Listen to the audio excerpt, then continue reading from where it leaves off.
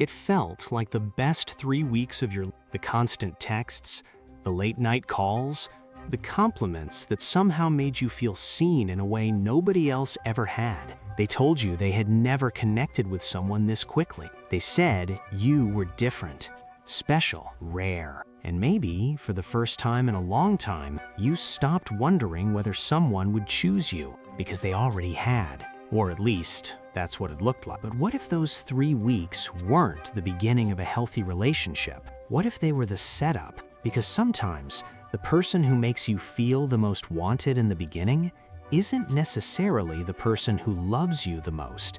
Sometimes, they're simply the person who figured out exactly what you wanted to hear. And once they know they've got your attention, the affection can suddenly disappear, not because you did something wrong, but because the purpose of the affection was never consistency. It was attachment. This is the psychology of love bombing. And the most dangerous part isn't the attention, it's what happens to your mind after the attention stops. Imagine meeting someone new. Maybe it's through an app, maybe at work, maybe through friends. At first, everything feels normal. A few conversations, a few jokes. Then, suddenly, the intensity changes. They start texting you constantly. Good morning. Did you eat? How was your day? Wish you were here. You wake up to messages. You fall asleep on the phone. They remember tiny details you mentioned once. Your favorite coffee, your childhood story, the song you said reminds you of home. And because they're paying attention, you feel understood. Then come the compliments. Not just, you're attractive, but I've never met anyone like you. You have something different. I feel like I've known you forever. You understand me better than people I've known for years. And then comes something even more powerful, the future. Suddenly, they're talking about places you'll go together, trips, holidays, their family, your future apartment, maybe even marriage. And you're thinking, how can someone I barely know already feel this familiar? That's the first psychological trap. The brain starts confusing intensity with intimacy. You haven't built years of trust.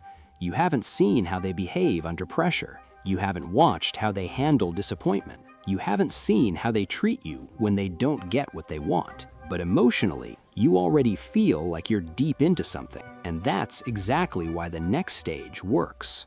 There's a psychological principle hiding underneath this behavior. It's called intermittent reinforcement. Behavioral psychologist B.F. Skinner studied how behavior becomes conditioned through rewards. And one of the most powerful patterns isn't receiving the reward every single time. It's receiving it unpredictably. Sometimes you get it, sometimes you don't. Sometimes the reward is enormous. Sometimes it's completely absent. And that unpredictability can make the behavior incredibly persistent. Think about a slot machine. You don't pull the lever because you win every time. You pull it because you might win. That uncertainty keeps you engaged. Now take that mechanism and put it inside a relationship. At first, the affection is constant. Every morning, every night, every hour, you feel emotionally flooded. Then, something changes. The messages slow down. The calls become shorter. The person who couldn't go 2 hours without talking to you suddenly disappears for 12. And you notice. Of course you notice, because your brain has already learned to expect the reward. So you check your phone. Nothing. You wait. Nothing. You send a message. Still nothing. And now something strange happens. Instead of thinking, this person is pulling away, you start thinking, what did I do? That's the shift. The relationship has stopped being about connection and started becoming about getting the reward back. This is where many people get trapped, because the person doesn't necessarily disappear completely. That would make the situation obvious. Instead, they give you just enough. One affectionate message, one apology, one romantic night, one, I've just been overwhelmed lately, and suddenly they're back. The relief is enormous. You feel happy again, maybe even more attached than before. And that's the dangerous part, because now the affection has become unpredictable. Your brain doesn't simply enjoy it, it starts chasing it. You begin remembering the first 3 weeks, the good morning texts, the the surprise dates, the long conversations, the way they looked at you, the things they said. And you start thinking, I know that person is still in there. So you wait, you forgive, you explain, you make excuses, you become patient. Because you're not only attached to the person standing in front of you, you're attached to the person they were during those first 3 weeks. And sometimes, that person was never sustainable. Here's something important. Love bombing doesn't always mean the other person is sitting somewhere with an evil plan. Human behavior is more complicated than that. Some people love bomb because they're emotionally unstable. Some move too quickly because they confuse infatuation with love. Some crave validation. Some fear abandonment. And some intentionally use affection as a tool for control. The behavior can look similar from the outside. That's why the label isn't the most important thing. The important question is, what happens when you slow things down? Because healthy affection can survive boundaries.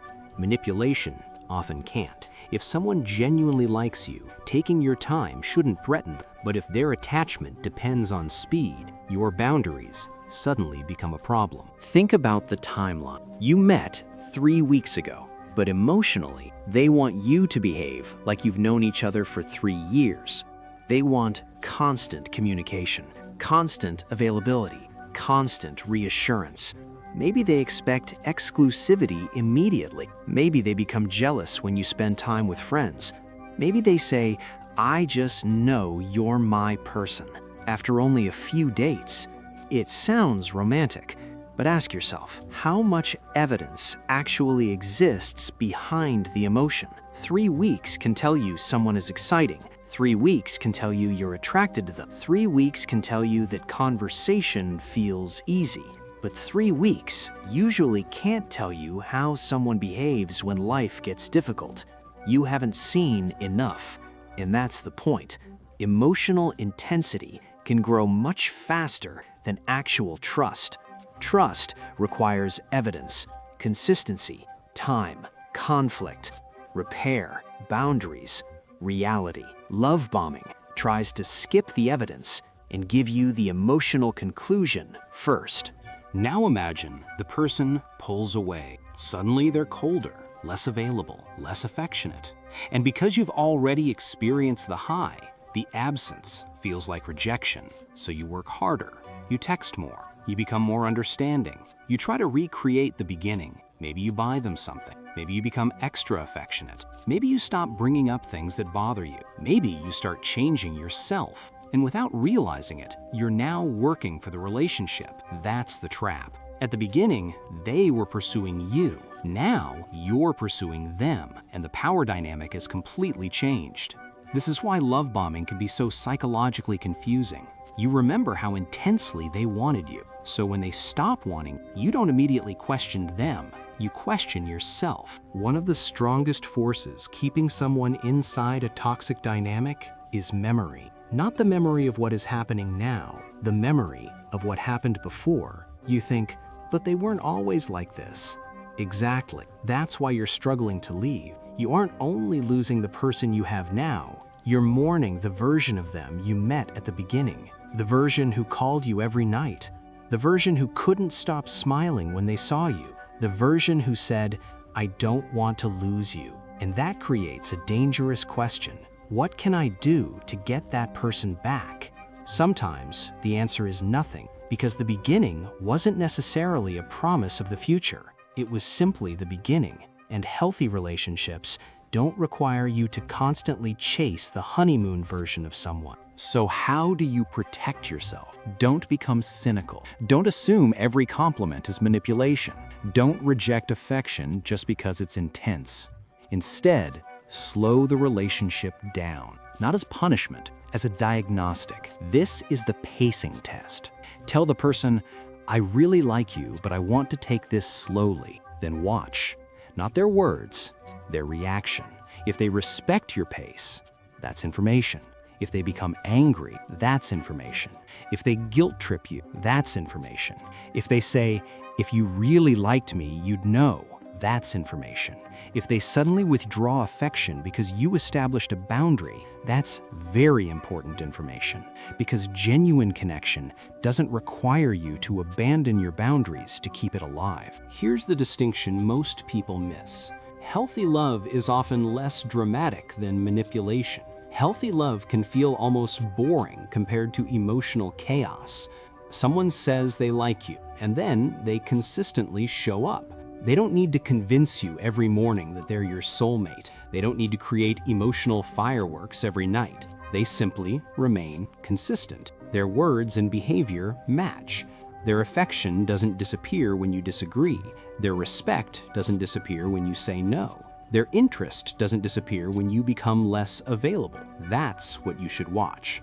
Not how intensely does this person make me feel, but how consistently does this person treat me well? Intensity creates emotion. Consistency creates trust, and you should never confuse the two. If someone is moving extremely fast with you, ask yourself 3 questions. Question 1, does the emotional intensity match the amount of time we've actually spent together? If you've known someone for 2 weeks, but they are talking as though you've built a lifetime together, slow down. You don't have to reject them, just observe. Question 2, what happens when I say no? This may be one of the most revealing tests in any relationship. You don't have to create a fake boundary. Just have your own life. Spend time with friends. Take a night for yourself. Don't answer immediately. Say no to something you're genuinely uncomfortable with. Then watch.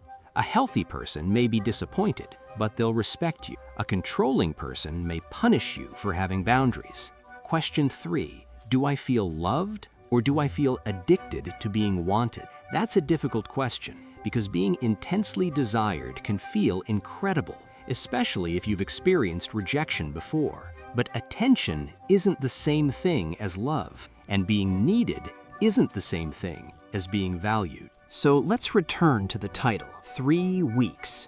There is nothing magical about exactly 3 weeks. The point is the pattern.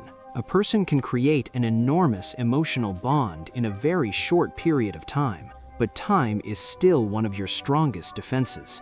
Don't rush the emotional conclusion. Let reality catch up with chemistry. Let someone reveal themselves. Watch them when they're tired. Watch them when they're frustrated. Watch them when they don't get their way. Watch how they treat strangers. Watch how they talk about their exes. Watch whether they respect your time. Watch whether they keep promises. Watch whether their behavior stays consistent after they know they have you, because anybody can perform during the pursuit. The real test begins after the pursuit ends. Maybe you're watching this because someone came into your life and everything happened incredibly fast. Maybe they made you feel like you had finally found the person who understood you, and then something changed. Now you're confused. You're analyzing messages, you're replaying conversations, you're wondering what you did wrong.